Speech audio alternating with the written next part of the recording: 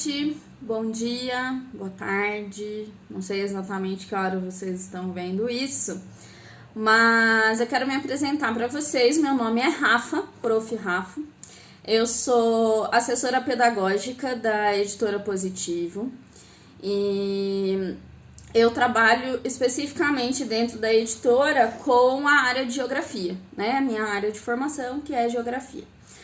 Então, eu como geógrafa vou tocar os próximos momentos de aulas de geografia com vocês. E como vocês devem ter percebido, as coisas estão um pouco diferentes do que aquilo que vocês tiveram nas semanas anteriores. Isso se deve ao fato de que agora estamos realmente todos em quarentena, tá? Estamos todos em casa, antes ainda tinha um grupo indo até a editora.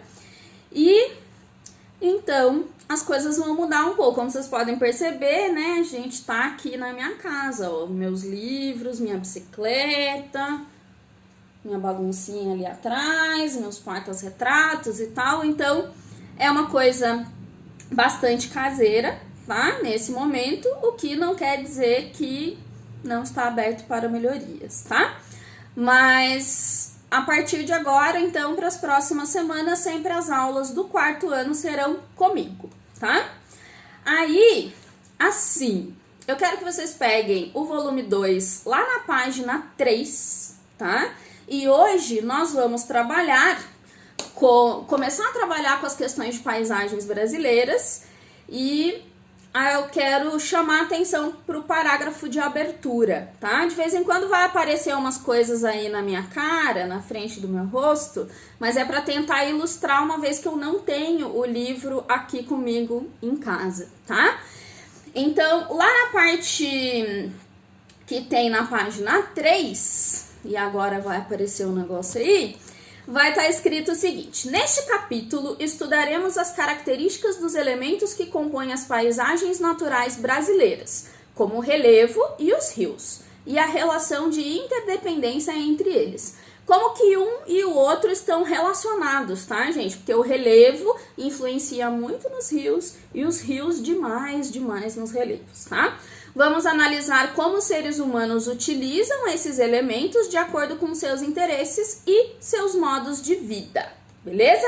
Então, agora, por favor, virem lá a página para a página 4 e eu quero que vocês peguem aquela atividade lá do Diga Aí, do material de apoio, e daí, a partir dali, que tem um labirinto sobre o Rally dos Sertões, vocês tentem responder as questões A, B e C, tá? Então, dá uma pausa aí no meu vídeo, vai lá tentar fazer e volta quando você terminar. Agora que você voltou, que você já terminou essa atividade, eles têm o livro, né? A nossa autora coloca 3 questões, tá? A primeira questão, se você conhecia o Rally dos Sertões e que tipo de competição que é essa. A segunda, perguntando quais as unidades federativas que o Rally passa e quantos municípios ele passou. E a terceira, perguntando como são as formas de relevo ilustradas nessa etapa do Rally, tá? Então, lá no labirinto, vocês têm 8 que representam os municípios, né? E a gente vai responder junto essas 3 questões. A primeira, que é a A, pergunta se você conhecia, se você já tinha escutado falar. Essa é uma questão pessoal, né? Eu não sei se você já tinha escutado falar, se de repente alguém da tua família faz rally, inclusive, tá? Então, essa é uma questão pessoal.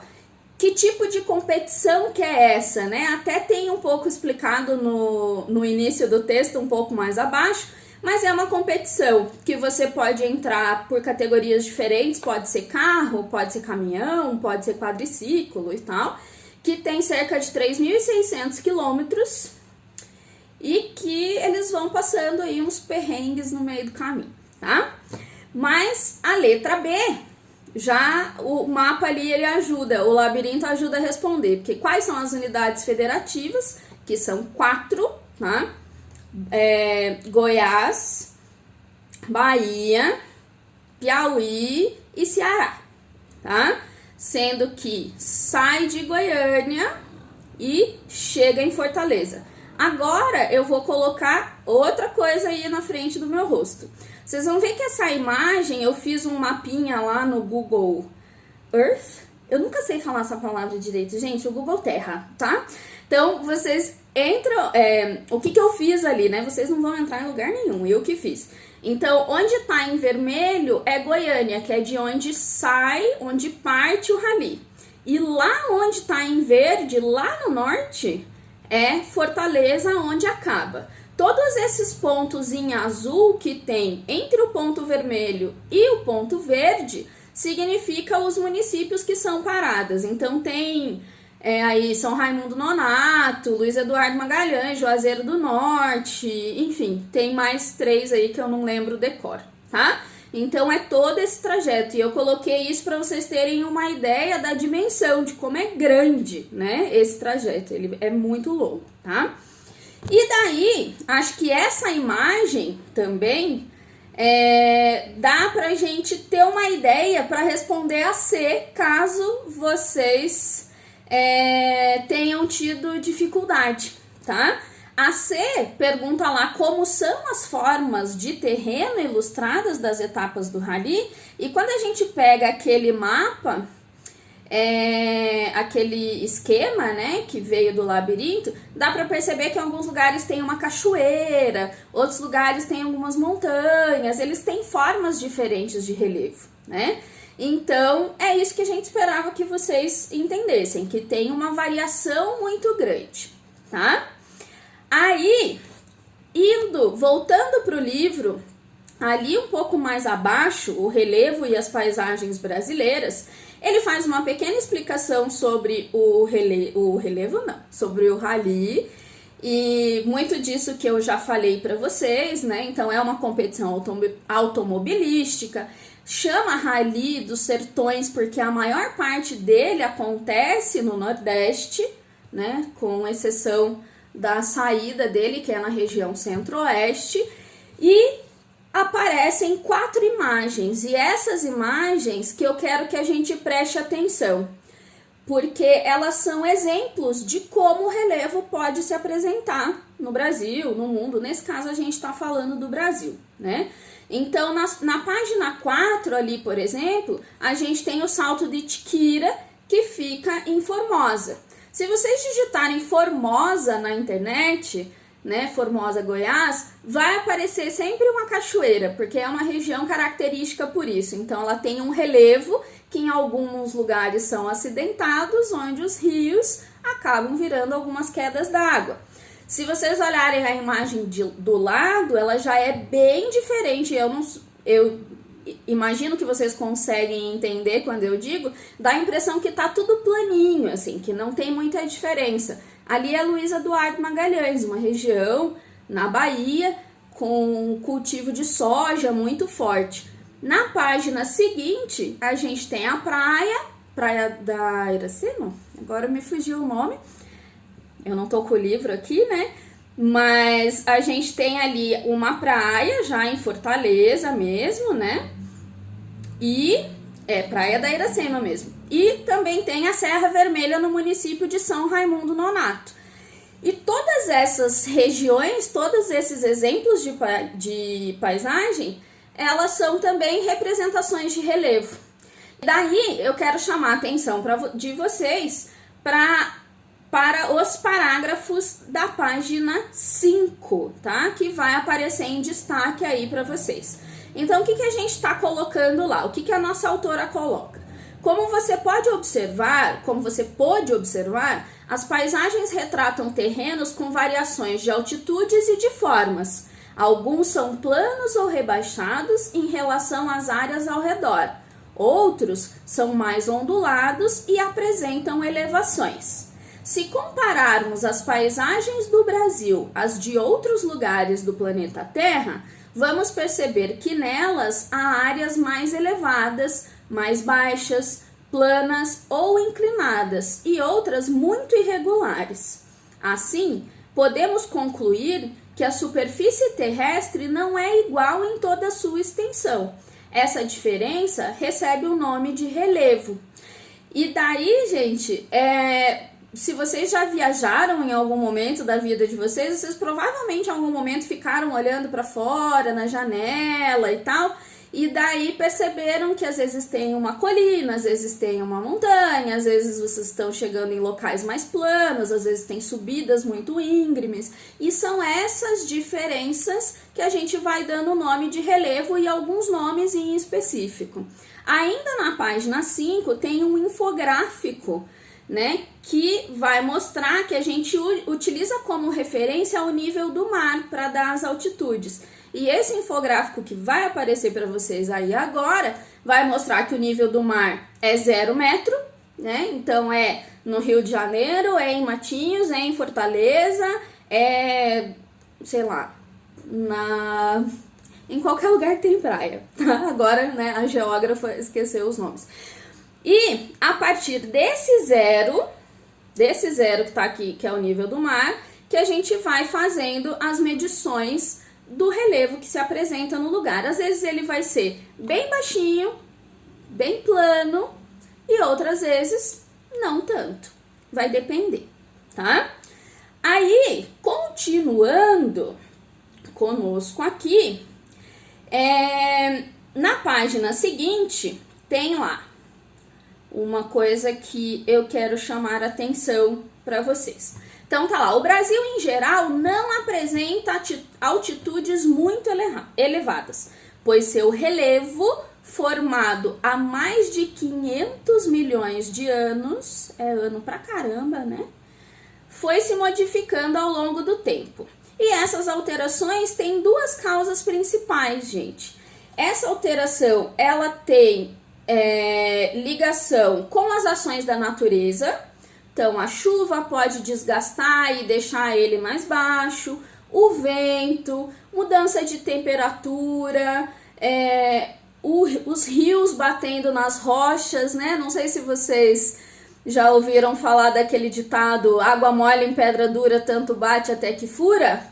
É porque essa ação da água constantemente tocando as rochas que vão fazendo com que elas se decomponham e ganhem formas diferentes. E isso vai acontecendo com o relevo também, tá? Para quem é aqui do Paraná, né, por exemplo, aqui perto de Curitiba, a gente tem um lugar que se chama Vila Velha. Ali é um exemplo bem grande de um relevo que foi desgastado, que está num planalto, que a gente já vai falar de planalto daqui a pouco, e que a ação do tempo, das ações da natureza, modificaram muito esse relevo. Mas existem também as modificações dos seres humanos, tá?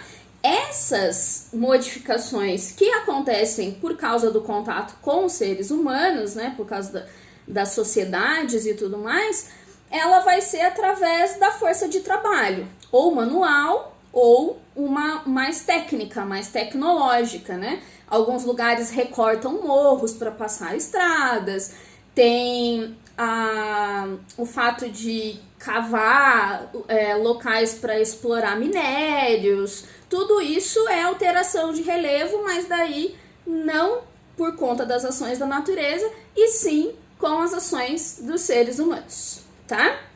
Um pouco mais abaixo, gente, na página seguinte já, a gente tem aquela atividade lápis na mão, um pouco mais abaixo mesmo. E daí ali eu quero que vocês deem pausa no vídeo, tentem resolver e já voltem aqui.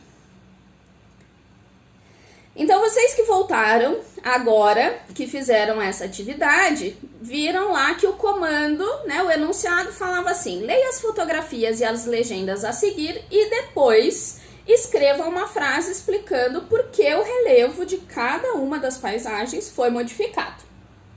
Na fotografia da esquerda, a gente tem ali extração de ferro em Eldorado dos Carajás, Pará, 2014. Nessa daí, o relevo foi alterado pela prática de uma atividade extrativa mineral, é extração de ferro, tá? A imagem da direita nós temos obras do trecho norte do Rodoanel Governador Mário Covas, Guarulhos, São Paulo, 2014. Esse relevo, no caso que era um morro, inclusive, ele foi modificado para a construção de túneis e de estradas. Isso acontece com bastante frequência, principalmente em algumas regiões onde os nossos planaltos são bem mais ondulados, tá?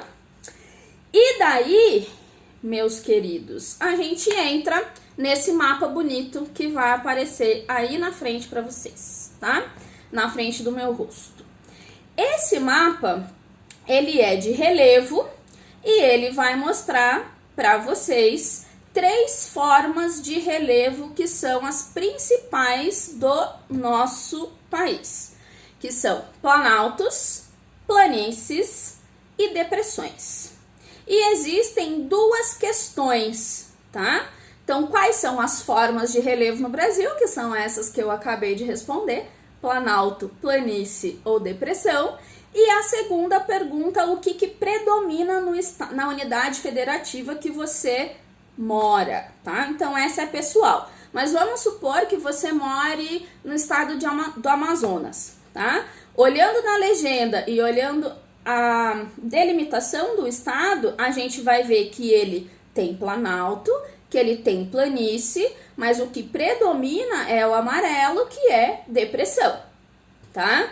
Se eu estou olhando em Minas Gerais, por exemplo, eu tenho depressões e planaltos, mas o que predomina são planaltos, tá? Então, você vai olhar e, dependendo de onde você mora, você vai escrever aquilo que predomina ali. E ali já no finalzinho daquela página tem o nome ali, planaltos. E esse é o nosso último momento de conversa no vídeo de hoje, tá? Então, assim, se você estiver assistindo esse vídeo com um adulto que tenha a minha idade ou um pouco mais, né? Eu tenho 36 anos, então talvez aí quem esteja com você tenha essa base de idade. Não, eu tenho 37, gente. Que tem 37 anos. Se você virar e perguntar assim, o que é um planalto? Ele provavelmente, esse adulto, esse responsável, vai te dizer que ele é um plano alto. É um tecido, ó, é um terreno que ele é plano, mas ele fica no alto. Porque é isso que geralmente falavam pra gente na escola, tá? E eu digo pra gente porque foi assim que eu aprendi quando eu tinha a idade de vocês. Mas hoje a gente refinou um pouco esse conceito para falar para vocês que planaltos, na verdade, são formas de relevo onde as superfícies são geralmente onduladas, tá? Então, elas têm algumas ondulações e algumas bordas irregulares, por conta do processo de erosão, principalmente daquele das ações da natureza. Então, dependendo do que for constituído as rochas daquele relevo, o relevo de planalto ele pode acabar com, como que eu posso dizer, com uma chapada, por exemplo, né? A Chapada dos Guimarães, que fica no Mato Grosso, ela tem uma grande elevação e em cima ela é muito reta. Isso é uma ideia de plano alto, mas essa é a forma de uma mesa. Quando a gente está na faculdade, a gente até chama de meseta, às vezes, essas formas de relevo. Agora, se a gente está em escarpas que são, né, lembram um degrau, eles têm altitudes maiores, a gente pode aparecer esse tipo de relevo, ele aparece já nas bordas do planalto. E um exemplo que a gente tem aqui no Brasil é a Serra dos Órgãos, no Rio de Janeiro, tá? Então, o planalto, ele não é somente um plano alto, ele é um relevo de superfície geralmente ondulada, onde as bordas podem formar essas escarpas, essas chapadas que a gente acabou de resumir, de falar com vocês, tá? Tem algumas imagens, eu peço que vocês olhem elas com cuidado e que vocês peguem ali a seção Vamos Brincar, tá? Que tá lá, escreva a inicial de cada figura no quadrinho correspondente para descobrir o nome da montanha mais alta do Brasil. E daí, na aula da semana que vem, eu começo a partir daqui e a gente vai falar de depressões e planícies, tá bom? Então, espero que tenha ficado claro para vocês, espero que as ilustrações tenham ficado boas e é isso. Tchau!